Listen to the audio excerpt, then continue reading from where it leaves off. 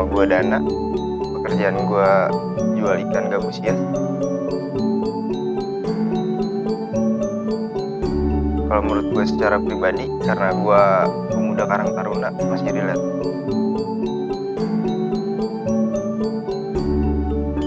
Balik lagi sih, tergantung si orangnya.